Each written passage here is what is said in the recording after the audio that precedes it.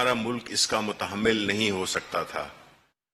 ہم نے کچھ عرصے کے لیے لاک ڈاؤن کیا، لیکن اس کے جو نتائج تھے، ہماری لیڈرشپ نے یہ فیصلہ کیا کہ یہ ایک ایسی چیز ہے جو کہ پائیدار نہیں ثابت ہو سکتی، سسٹینیبل نہیں ہے لاک ڈاؤن. اس کی وجہ آبویسلی کہ ایسے ممالک جن کی کہ معیشت ہم سے کئی گنا بہتر، ان کا ہیلتھ کیئر سسٹم ہم سے کئی گنا بہتر، باوجود اس کے کہ ہم نے بڑے دل ہلا دینے والے منظر دیکھے، جہاں پہ کہ لوگ سڑکوں پہ بھی تھے، بیڈز اسپتال فل ہو گئے تھے. تو ایسی صورتحال میں پاکستان جیسا غریب ملک کیا کر سکتا تھا؟ یہاں پہ آئی بات لیڈرشپ کی. لیڈرشپ نے یہ ڈیسائیڈ کیا کہ اس کے تو ہم متحمل ہو نہیں سکتے، تو ہم نے وہ راستہ اختیار کرنا ہے جس میں کہ وہ لوگ، خاص طور پہ غریب لوگ، وہ دیہڑی دار لوگ، وہ رکشہ چلانے والا، وہ چھوٹی دکان والا، وہ مزدور، ان کو ایک ایسا ماحول میسر کرنا تھا جس سے کہ وہ اپنے گھر میں اپنے بیوی بچوں کے لیے کھانا لے جا سکے. تو ہمارے پاس آپشنز کیا تھی کہ یا ہم مکمل لاک ڈاؤن کرتے، جس کا کہ کچھ ہمارے ایسے دوست جو کہ آج سالگرہ منا رہے ہیں، انہوں نے یہ پریشر ڈالنا شروع کیا کہ lockdown lockdown lockdown. Imran Khan prime minister نے بڑی سوچ سمجھ اور ثابت قدمی کے ساتھ ایک ایسی حکمت عملی ترتیب دی جس میں کہ زندگی یعنی صحت اور روزگار یہ دونوں چل سکیں. اس پہ بڑا کرٹیسزم ہوا، لیکن جو لوگ لاک ڈاؤن کا مشورہ دے رہے تھے وہ ہم سب جانتے ہیں کہ وہ کون تھے. ہم یہ بھی جانتے ہیں کہ ان کا مقصد کیا تھا. ان کا مقصد تو یہ تھا کہ وہ انہوں نے ہمیشہ غریبوں کا خون چوسا ہے، اور اس موقع پہ بھی انہوں نے غریبوں کا خیال نہیں رکھا، اور اس اشرافیہ کا وہ آواز بن کے اپنی سیاست چمکاتے رہے. وہ اشرافیہ جن کے اپنے مہروں کے ذریعے کرٹیسزم کرتے رہے، لیکن اللہ تعالیٰ کے فضل و کرم سے پرائم منسٹر عمران خان کی حکمت عملی اور ثابت قدمی، جتنا پریشر ڈالا گیا وہ کسی بھی مقام پہ غیر متزلزل نہیں ہوئے، اور انہوں نے اپنا، چونکہ ان کی نیت ٹھیک تھی، اور جن کی نیت ٹھیک نہیں تھی وہ آج منہ چھپائے پھر رہے ہیں. اور ان کو یہ بھی معلوم ہے کہ اس ہماری جو اکمپلشمنٹ ہے، ہم نے جو جس طریقے سے کورونا کو ہینڈل کیا ہے، انٹرنیشنلی اس کی پذیرائی ہو رہی ہے. کئی ممالک ہیں جو کہ ہمارے ماڈل کو فالو کرنا چاہ رہے ہیں، اور کیا ہے. اس سے مراد یہ ہوئی کہ ان لوگوں کو اتنا بھی وہ نہیں ہوا، لفظ میں استعمال کروں گا کہ اتنی بھی ان کو شرم نہیں آئی کہ وہ آ کے کم از کم ایکنالج کریں کہ جی پرائم منسٹر صاحب، یہ آپ نے بڑے کامیابی کے ساتھ اس کو آپ لے کے چل رہے ہیں، اور انشاءاللہ آگے بھی کامیابی ہوگی. لیکن انہوں نے تو اپنی خاص ویسٹڈ انٹرسٹ پہ کام کرنا ہے، ان کو غریبوں سے کوئی دلچسپی نہیں ہے. جبکہ پرائم منسٹر نے ایک خاص پروگرام جو کہ احساس کے نام سے کوئی 160 ارب روپے کی تقسیم کی گئی ان غریبوں کے جو کہ منیمم وہ پاورٹی لائن پہ بالکل پورے اترتے تھے، اور تقریباً 1,31,00,000 لوگوں کو یہ پیسے پہنچائے گئے اس شفاف طریقے سے، اس منظم طریقے سے کہ کسی نے، ہمارے جو مخالفین ہیں انہوں نے بھی اس کو چیلنج نہیں کیا. اب جس صورتحال میں ہم ہیں، جس میں ہم تھے، نہ تو ہمارے پاس اکوپمنٹ تھا، نہ ہمارے پاس ڈیٹا تھا. سب سے اہم چیز ہے ڈیٹا. وہ ہمارے پاس تھا نہیں کہ کتنے بیڈز ہیں ہمارے پاس، کتنے ہاسپٹلز اویلیبل ہیں. اور اس سچویشن میں پھر جو NCOC کا قیام لایا گیا، بنیادی طور پہ یہ وہ ادارہ تھا جس نے کہ اس سارے پینڈیمک کو ایک سائنٹیفک بیسس پہ اس کو مینیج کیا. میں اس وقت پاکستان کے عوام، doctors, nurses, paramedical staff, police, district administration, یہ جتنے بھی لوگ تھے جنہوں نے کہ انتھک محنت کے ذریعے اپنی جانیں خطرے میں ڈال کے، اور آپ کے صحافی بھی، میڈیا نے جو رول ادا کیا وہ قابل رشک ہے. اور اس نے ایک بار پھر ہمارے ملک کو یہ یقین دہانی کرائی ہے کہ اگر خدا نہ خواستہ ہم پہ کوئی آفت آ پڑے تو اس کے لیے ہم ایک قوم بن کر کھڑے ہو سکتے ہیں. اور یہی وہ اتفاق، یہی وہ ثابت قدمی تھی، یہی وہ اللہ تعالیٰ کی مہربانی تھی، یہی وہ لیڈرشپ کی غیر متزلزل ایک وہ تھا حکمت عملی تھی جس کی بنیاد پہ ہم آج یہ کہہ سکتے ہیں. اپنے اور ممالک جو ہیں، یورپ ہو گئے، چاہے ہمارے اپنے ہمسائے، کچھ یہ کہتے ہوں گے کہ جی یہاں پہ ویدر اور لوگوں کی جس طرح ہے، ہم نے دیکھا کہ انڈیا میں کیا ہوا ہے یا کیا ہو رہا ہے، ان کی کیا اکانومی کی کیا حالت ہو گئی ہے، اور وہاں پہ اموات کی شرح کتنی بڑی ہے. اور اسی طرح میں یہ سمجھتا ہوں کہ یہ سفر جو کہ ہم نے شروع کیا تھا، اس میں اللہ تعالیٰ نے ہم پہ بڑا کرم کیا. اور میں یہ سمجھتا ہوں کہ اس کے علاوہ جو NCOC میں جو آرمڈ فورسز کے لوگ تھے، جو اور اسپیشلسٹ تھے، ڈاکٹرز تھے، جو کہ ہمارے پولیٹیکل وہ تھے، کلیگز تھے، جنہوں نے ایک روزانہ کی بنیاد پہ، اعداد و شمار کی بنیاد پہ اپنی حکمت عملی ترتیب دی اور ہمیں ایک ایسے مقام پہ لا کھڑا کیا جس میں کہ ہم یہ کہہ سکتے ہیں کہ ہمارا انشاءاللہ اگر ہم نے آگے بھی احتیاط کی، اگر ہم نے آنے والے یہ آپ کو پوری تفصیل بتا دیں گے. اور میں یہاں پہ گو کہ وہ نہیں ہے، میں یہاں پہ خاص طور پہ ایک اپنے ہیرو جو میرے بائیں طرف بیٹھے ہوئے ہیں، ڈاکٹر فیصل، جو کہ شوکت خانم ہاسپٹل کو رن کرتے ہیں، کراچی، اسلام آباد، وہاں پہ بھی بنا رہے ہیں. ایک سیلف لیسلی ابھی بھی لاہور کل گئے تھے ایک بہت ہی مقدس کام کرنے، اور واپس آئے اس کے آپ کے ساتھ یہ شیئر کر سکیں. یہ وہ ہیرو ہیں. یہ بھی ہیں ہماری جو تانیہ ایڈرس ہیں، ان کا بھی ایک بڑا اہم رول ہے. اور اس کے علاوہ کئی ایسے ہیروز ہیں جو کہ منظر عام پہ نہیں ہیں، جنہوں نے اپنی پوری انتھک کوشش سے ہمیں اس مقام پہ کھڑا کیا جس میں کہ دنیا میں ہماری پذیرائی ہو رہی ہے. اور ہم ایک بڑے ہی کرائسس سے، جس میں کہ ہماری اکانومی بالکل تباہ و برباد ہو سکتی تھی، ہمارے ملک میں ایک قسم کا خانہ جنگی ہو سکتی تھی، ہماری جو ایک وہ ہے فوڈ کی سپلائی چین ہے وہ تک ڈسٹرپٹ نہیں ہوئی. چیزیں مہنگی سستی ضرور ہوئیں، وہ تو ہوتا ہے، یہ حالات نارمل حالات نہیں ہیں، یہ جنگ سے بھی زیادہ خطرناک حالات ہیں. تو میں اس سے پہلے کہ ان کو ڈاکٹر اپنا تانیہ ایڈرس کو دعوت دوں کہ وہ بتا سکیں کہ کس طرح سے انہوں نے یہ ڈیٹا شیئر کیا اور کس طرح سے انہوں نے اس سے نبرد آزما ہوئے. ڈاکٹر جی تانیہ.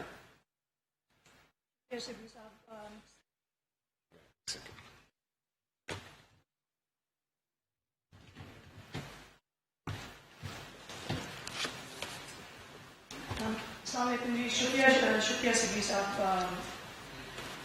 لیکن جی جب سب سے پہلے میں کہنا چاہوں گی کہ جب ہم نے کووڈ پہ کام کرنا شروع کیا تھا تو ایک چیز جو بہت ضروری تھی وہ یہ تھی کہ ایسے فیصلے کیے جائیں جس سے عام عوام کو کم سے کم مشکل کا سامنا کرنا پڑے. اور دیکھیں کوئی بھی کووڈ کی طرح کی کوئی بھی ایسی وبا، اس کا آپ اس کی ایویلیویشن ایسے خالی کر سکتے ہیں دیکھنے کے بعد کہ اس کے ایفیکٹس کا کیا ہوا ہے. الٹیمیٹلی 3-4-5 مہینے کے بعد وہ افیکٹس آپ کو بتا سکتے ہیں کہ آپ کی جو کوشش رہی ہے پچھلے 3-4 مہینوں میں وہ کامیاب رہی ہے یا ناکام رہی ہے. اور لوگ مشکل فیصلے کرنے سے ڈرتے ہیں. ہماری حکومت نے فل ٹرانسپیرنسی کمپلیٹ اکاؤنٹیبلٹی اور کمپلیٹ ڈیٹا ڈریون اپروچ کے ساتھ ہر وہ فیصلہ لیا اور ہر اس فیصلے کو آپ کے سامنے رکھا تاکہ عام عوام اور آپ سب ہمیں اس پرفارمنس کے اوپر جج کر سکیں اور ہمیں میجر کر سکیں. اور یہ تھرو آؤٹ سب کچھ ہماری ہیلتھ منسٹری کی ویب سائٹ سے لے کے ہمارے ریسورس مینجمنٹ سسٹم سے لے کے ہر ایک سسٹم جو ان پلیس ہوا ہے وہ اس لیے ہوا ہے تاکہ سب کچھ ٹرانسپیرنٹلی اور اکاؤنٹیبل طریقے سے ہو سکے. اور آج آپ یہ دیکھ رہے ہیں ہونے والی جو اموات ہیں, جو ڈیلی نئے کیسز ہیں وہ اب کم ہو رہے ہیں الحمدللہ. پازیٹیوٹی ریشو اب سنگل ڈیجٹس میں آ چکا ہے. آر ناٹ جو ایک ایسا میجر ہے جو پوری دنیا میں استعمال ہوتا ہے وبا کے پھیلاؤ کو سمجھنے کے لیے, وہ اب کافی حد تک گر رہا ہے پاکستان میں, اور اس میں اللہ کا بہت بہت شکر کرنے کی ضرورت ہے ہمیں. آج لیکن جو بات کرنی ضروری ہے وہ یہ ہے کہ ہم یہاں پہ پہنچے کیسے ہیں, ہم نے کیا کیا وہ اسٹیپس لیے ہیں اور کس آرڈر میں لیے ہیں جس کے ذریعے ہم آج یہ ریزلٹس دیکھتے ہیں. دیکھیے ہمارا الٹیمیٹ مقصد یہ تھا کہ کام ایسا کیا جائے جس کے لانگ ٹرم فوائد ہمارے سسٹمز کو ہوں. ہم ایسی چیزیں نہ کریں جو خالی کووڈ کے دوران ہمیں فائدہ پہنچائیں اور بعد میں ہمیں اس کا فائدہ نہ ہو, اور ہم فیوچر کے لیے کسی نئی وبا کے لیے زیادہ تیار ہو سکیں. اور وقتی آسان یا ان ریئلسٹک اقدامات پہ ڈپینڈ کرنے کے بجائے ہم نے لانگ ٹرم سسٹینیبل فیصلہ سازی کو پرائیورٹی دی. اور اس میں سب سے پہلے جو میں بات کرنا چاہوں گی وہ یہ تھی کہ دیکھیں ان سب تمام اسٹیک ہولڈرز کو ساتھ لانا بہت ضروری تھا تاکہ ایک سب مل کے ایک کامن مقاصد کے لیے ساتھ اکٹھی محنت کر سکیں. اور اس کے لیے NCOC کی اسٹیبلشمنٹ ایک گلوبل مثال ہے. آج پاکستان میں تو ایک ہے ہی مثال, لیکن گلوبلی اس سسٹم کی ایک تعریف کی جا رہی ہے جس میں فیڈرل حکومت, صوبائی حکومت اور فوج نے مل کر ہر فیصلہ ساتھ لیا ہے. پھر گلوبل رسپانسز کو دیکھ کے, بیسٹ پریکٹسز کو دیکھ کے, اور لیکن ہماری جو آن گراؤنڈ ریالٹیز ہیں ان کو سمجھ کے یہ بہت ضروری تھا کہ ہم فیصلوں کو ایک بڑے ایکوریٹ اور ریئل ٹائم ڈیٹا کے ذریعے سے ہر فیصلہ لے سکیں. اور اس کو کرنے کے لیے ہمارا سب سے شاید ضروری اسٹیپ یہ تھا کہ ہم ایسے سسٹمز پیدا کریں جس سے پورے ملک کا سب سے جو کرٹیکل انفارمیشن ہے, کہاں پہ ٹیسٹ ہو رہے ہیں, کتنے ٹیسٹ ہو رہے ہیں, کہاں پہ پیشنٹس پازیٹیو نکل رہے ہیں, ہسپتالوں میں کیا سینیریو ہے, بیڈز کتنے ہیں, وینٹیلیٹرز کتنے ہیں, کتنے خالی ہیں, کتنے استعمال میں ہیں, وہ سب کی ایک سچویشن ہمیں ریئل ٹائم بیسس پہ سینٹر میں نظر آ رہی ہو تاکہ ہم اس کے بیسس پہ فیصلے کر سکیں. فروری میں جب اس وبا کا پہلا کیس پاکستان میں آیا تھا ہمارے پاس ایسا کوئی سسٹم موجود نہیں تھا, اور مجھے بہت فخر ہے کہ ہم سب نے مل کے NCOC کے اندر فیڈرل لیول پہ, پروونشل لیول پہ, ملٹیپل اداروں نے مل کے ان سب سسٹمز کو آج بنایا ہے جس کے تحت آپ آج سب یہ رپورٹنگ دیکھ رہے ہیں. اور شروع میں ہمارے پاس ڈیٹا کیونکہ کافی کم تھا, ہم نے شروع میں پروجیکشنز کرنی شروع کر دی تھی تاکہ ہمیں اندازہ ہو سکے کہ ہمیں کن کن چیزوں کے لیے اپنے آپ کو تیار کرنا ضروری ہے. اور پروجیکشن بھی کرنے کے لیے ہم نے 3 فرق قسم کے ماڈلز استعمال کیے, ایپیڈیمیولوجیکل ماڈلز, اسٹیٹسٹیکل ماڈلز, اور ہم نے آرٹیفیشل انٹیلیجنس تک کا استعمال کیا تاکہ ہم اپنی تیاری کو پوری طریقے سے کمپلیٹ کر سکیں. پروکیورمنٹ کتنی کرنی کتنی ضروری ہے, اور ہمارے ہیلتھ سسٹم پہ ہمیں سمجھ آ سکے کہ کب جا کے بوجھ پڑنا شروع ہوگا. لاک ڈاؤن جب کرنے کا فیصلہ ہوا, آپ کو پتہ ہی ہوگا کہ ہم نے لاک ڈاؤن دوسرے ممالک کے کمپیریزن میں کافی جلدی کر لیا تھا. لیکن لاک ڈاؤن کے دوران ایک چیز بہت واضح تھی, وہ یہ تھی کہ بلینکٹ پالیسیز پاکستان جیسے ملک میں افیکٹو نہیں ہو سکتی, کیونکہ اس کا جو پریشر آپ کی معیشت اور آپ کے عوام پہ پڑنا تھا وہ لانگ ٹرم کافی ڈیٹریمنٹل ہو سکتا تھا, اس کے نقصان بہت ثابت ہو سکتے تھے. اور ہمارے پرائم منسٹر نے بھی بار بار اس پوائنٹ کو ایمفسائز کیا شروع سے, جب لاک ڈاؤن شروع بھی ہوا تھا. سب سے بڑا چیلنج اس دوران یہ تھا کہ ہم کو ایک ایسی اسٹریٹجی کی تجویز کریں جس کے ذریعے معیشت کے بھی پہیا چلتا رہے, لیکن کرونا کے پھیلاؤ کے اوپر آپ کا کنٹرول ہو سکے, اور فرنٹ لائن ہیلتھ ورکرز اور آپ کی جو صوبائی حکومت ہے, اس کی جو ایڈمنسٹریشن ہے, اس کو پوری طرح سینٹر سے سپورٹ مل سکے. اور کیونکہ ہمارے پاس یہ ہمارے جیسے وسائل نہیں تھے, ہم لاکھوں ٹیسٹ روز کے نہیں کر سکتے تھے, تو ہمیں ایک بڑی ٹارگیٹڈ ٹیسٹنگ اسٹریٹجی تجویز کرنے کی ضرورت تھی. اور سمجھیں کہ لاک ڈاؤن نے جو ایک تالا لگا دیا تھا ہمارے ملک پہ، اس تالے کو کھولنے کے لیے ہمیں ایک چابی کی ضرورت تھی، اور وہ چابی بنی ہماری ایک TTQ اسٹریٹجی، ٹریس، ٹیسٹ اور کوارنٹین۔ اس اسٹریٹجی کا مین مقصد یہ تھا کہ آپ بڑے افیکٹو طریقے سے ان لوگوں کو ٹیسٹ کریں جن کا سب سے زیادہ رسک ہائی ہے کورونا کو آگے پھیلانے کا، اور اس کو ٹارگیٹڈ طریقے میں کرنے کے لیے ہم نے انفیکٹڈ پیشنٹس کی کانٹیکٹ ٹریسنگ کو بہت ایکسٹینسولی کرنا شروع کیا۔ ہم نے کووڈ ہیلپ لائن اسٹیبلش کی جس کے ذریعے لاکھوں کالز آئیں ہمیں، اور اس کے ذریعے بھی ہم اسٹیبلش کر سکے کہ کن لوگوں کو گھر پہ بیٹھے ہوئے سمپٹمز ہیں۔ ٹیلی ہیلتھ کے ذریعے ہم نے اسٹیبلش کیا کہ کن لوگوں کو سمپٹمز ہیں اور کن لوگوں کو ہمیں جا کے ٹیسٹ کرنے کی ضرورت ہے، اسپیشلی جو لوگ ہائی رسک ہیں اور جن کو ایکسپوجر زیادہ ہوا ہے۔ یہ اسٹریٹجی اپریل کی 23 تاریخ کو TTQ کی اسٹریٹجی پورے ملک میں استعمال ہونی شروع ہوئی، اور آج 3 مہینوں کے بعد 1/3 ٹیسٹنگ ہماری جو ہو رہی ہے ابھی وہ اس اسٹریٹجی کے ذریعے ہو رہی ہے۔ ان سب نظام کے دوران ایک اور بھی چیز یہ بہت ضروری تھی کہ کرونا ختم نہیں ہوا تھا، کرونا کے نئے آؤٹ بریکس نے آنا تھا اور آتے رہنا تھا۔ ہمارا کام یہ تھا کہ ہم ان آؤٹ بریکس کو جتنی جلدی آئیڈینٹیفائی کر سکیں اور اتنی جلدی ان کو کنٹرول کر سکیں، وہ ہمارا کام تھا کہ ہم اس کو اس طرح کریں تاکہ ہمیں دوبارہ پوری طرح لاک ڈاؤن کی طرف نہ جانے کی ضرورت پڑے۔ اور کیونکہ ہم نے اس ڈیٹا کی بنیاد کے اوپر کام کر لیا ہوا تھا، ہمارے پاس انفارمیشن آ رہی تھی ریئل ٹائم کہ پیشنٹس کدھر سے آ رہے ہیں، کتنے آ رہے ہیں، کس جگہ پہ کتنی تیزی سے پیشنٹس پازیٹیو ہو رہے ہیں،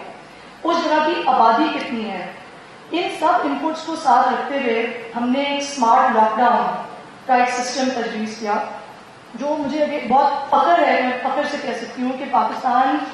پہلے کچھ ان ممالک میں تھا جس نے اس اسٹریٹجی کو اور اس طرح کے سسٹم کو رول آؤٹ کرنا شروع کیا۔ اور آج آپ اس سسٹم کی وجہ سے دیکھ رہے ہیں کہ نہ ہمیں کمپلیٹ لاک ڈاؤن کی طرف جانے کی ضرورت پڑ رہی ہے، اور ہم آہستہ آہستہ اپنی معیشت، اپنے کاروباروں کو، اپنی انڈسٹریز کو کھول سکتے ہیں۔ ان سب چیزوں میں ایک اسٹیپ جس کی میں نے ابھی بات کی ہے، ان سب چیزوں میں ڈیٹا کا رول کرٹیکل تھا۔ ہم سب MCOC میں بیٹھ کے روز ڈیٹا کو دیکھ کے روز ڈیٹا کے ذریعے ہم نے ڈیسیجن میکنگ کی، اور سب صوبوں نے پوری مل کے پوری حد تک ہمیں اس کے اندر سپورٹ کیا تاکہ یہ فیڈ بیک لوپ کمپلیٹ ہو سکے۔ اس وجہ سے آج ہمیں سب کو بڑا فخر ہے اور اللہ کا شکر ہے کہ ان لمیٹڈ وسائل کے باوجود ہم نے اس وبا کو کنٹرول کرنے کی پوزیشن میں ہم ہیں۔ اس کے ساتھ میں ڈاکٹر فیصل کو پاس اوور کرنا چاہوں گی۔ شکریہ جی۔ سب سے پہلے تو یہ کہ ان ساری اسٹریٹجیز، ان تمام طریقہ کار کو ڈسکرائب کیا تانیہ نے، شفیع صاحب نے، لیکن ہم آج کہاں کھڑے ہیں؟ سب سے پہلی بات تو یہ ہے کہ ہماری صورتحال جس طرح سے بھی میجر کی جائے، جس انداز سے بھی دیکھی جائے، جس نمبر کو بھی دیکھا جائے، وہ شکر الحمدللہ آج سے مہینہ پہلے کی سچویشن سے، 1.5 مہینے پہلے کی سچویشن سے بہت بہتر ہے۔ آپ کسی بھی اعداد و شمار کو کسی سائٹ سے بھی دیکھیں، نئے کیسز، وہ تمام کیسز جو ہسپتالوں میں ہیں، جن کو علاج کی ضرورت پڑے، شرح اموات، یہ وہ تمام چیزیں، ٹیسٹ کی پازیٹیوٹی کا پرسنٹیج، یہ وہ تمام چیزیں ہیں جو تمام تر جو اسٹیٹسٹکس ہیں وہ ایک ہی ڈائریکشن میں موو کر رہے ہیں۔ سب سے پہلے تو میں سمجھتا ہوں کہ خدا کا شکر ادا کرنے کی ضرورت ہے کہ ہم یہاں اس بہتر صورتحال میں موجود ہیں۔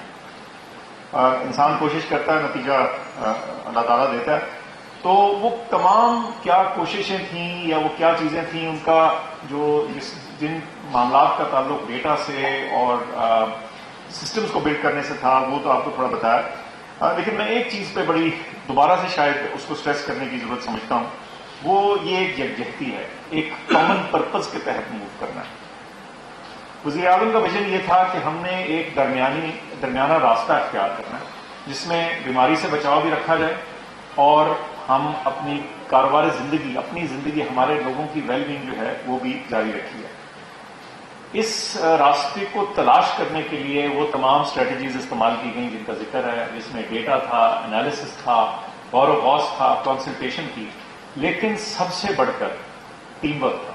میں سمجھتا ہوں یہ ٹیم ورک ہمارے این سی او سی کے ذریعے، ہمارا این سی او سی اس ٹیم ورک کی عکاسی کرتا ہے، لیکن مجھے ایک دفعہ یہ لگتا ہے کہ اس کی جو پوری گہرائی ہے یا جو اس کی پوری باریکی ہے وہ شاید ہم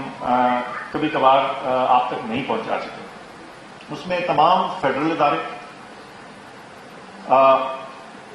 ہمارے صوبائی حکومتیں، ہمارے انسٹیٹیوشنز، وزیر